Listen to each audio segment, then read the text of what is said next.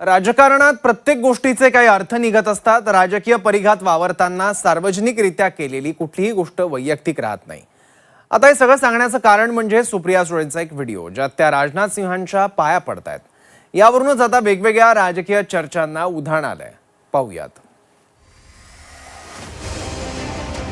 पावसाळी अधिवेशनाच्या पूर्वसंध्येला संसदेत सर्वपक्षीय बैठक बोलवण्यात आली होती। ही बैठक झाल्यावर सर्वपक्षीय नेते बाहेर पडले। आता त्यानंतरची ही दृश्य बघा। संरक्षण मंत्री राजनाथ सिंग चालत येताना दिसतायत। त्यांच्यासोबत JP नड्डा सुद्धा आहे। त्याचवेळी खासदार सुप्रिया सुळे आल्या आणि त्यांनी राजनाथ सिंहांच्या पाया पडल्या आणि मग या सर्वांसोबत त्या पुढे मार्गस्थ झाल्या। यावरून आता राजकीय वर्तुळात वेगवेगळ्या चर्चा सुरू झाल्यात।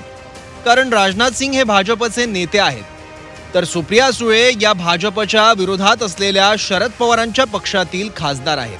त्यात परवाच त्या कॉक्रोच जनता पार्टीच्या आंदोलनात देखील सहभागी झाल्या आणि आज सत्ताधाऱ्यांच्या एका मंत्र्यांच्या त्या पाया पडतात।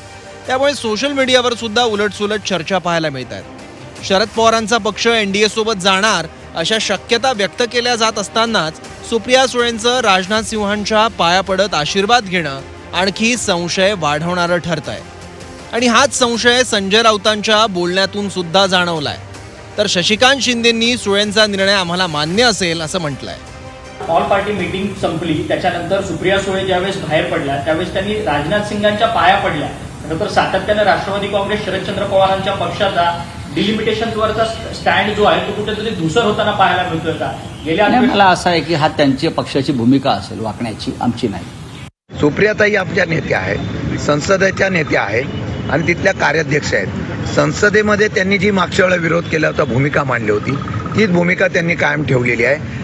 महिला आरक्षणाला आमचा पाठिंबा आहे आणि या महाराष्ट्रामध्ये पहिलं महिला आरक्षण घेण्याचं काम आदरणीय पवार साहेबांनी केलं। त्यांचा पक्ष महिला आरक्षणाला पाठिंबा देईल, परंतु डिलिमिटेशनच्या बाबतीमध्ये डिलिमिटेशन राजकीय असेल तर त्याचा विरोध होईल।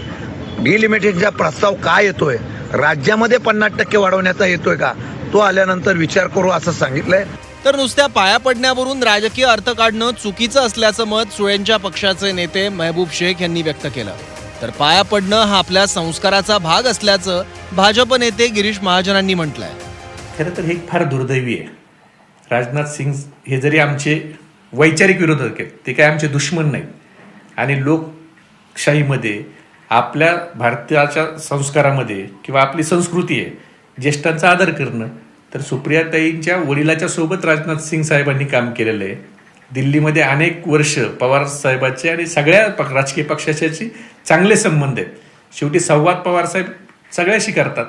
आता राजनाथ सिंग सारख्या एवढ्या ज्येष्ठ नेत्याच्या, जे त्यांच्या वडिलाच्या वयाचे आहेत, त्यांचं दर्शन घेतलं म्हणून जर चर्चा होत असेल तर मला वाटतं दुर्दैव आहे। आता पवार साहेबांच्याकडे अनेक विरोधी पक्षाचे नेते येतात, त्यावेळेला ते त्यांचे दर्शन घेतात। आम्ही कुणाचा व्हिडिओ शूट करून बाहेर टाकत नाही। मग त्यात चुकीचं काय, वाईट काय? हे आपली संस्कृती आहे, आपलं कल्चर आहे महाराष्ट्राचं। आणि सगळ्यातूनच बघा, कोणी वरिष्ठ असेल, कोणी ज्येष्ठ असेल। आता माननीय राजनाथ सिंगजी गेल्या अनेक वर्षापासून पार्लमेंटमध्ये त्या ठिकाणी आहेत, मोठ्या पदावर आहेत, गेल्या अनेक वर्षापासून मंत्री आहेत। आणि याच्यानं कोणी समोर आलं तर आपण कोणी असो, मी पण कोणी ज्येष्ठ आलं तर त्या ठिकाणी निश्चित खाली वाकून नमस्कार करतोच। मला वाटतं त्यावर काही वावगं आहे, मला असं काही वाटत नाही। पवारांचा पक्ष NDAत सहभागी होण्याबाबत वेगवेगळ्या चर्चा आहेत। त्यातच जयंत पाटलांच्या भेटीगाठींनी याबद्दलच्या चर्चांना आणखी फोडणी दिली। 2 दिवसाआधी आमदार रवी राणांनी सुप्रिया सुळे केंद्रात मंत्री होणार असा दावा केला। हे दावे शरद पवारांच्या पक्षानं फेटाळले असले तरी सुप्रिया सुळेंच्या पाया पडण्यानं या चर्चा पुन्हा सुरू झाल्या आहेत। ब्युरो रिपोर्ट, झी 24 तास, मुंबई।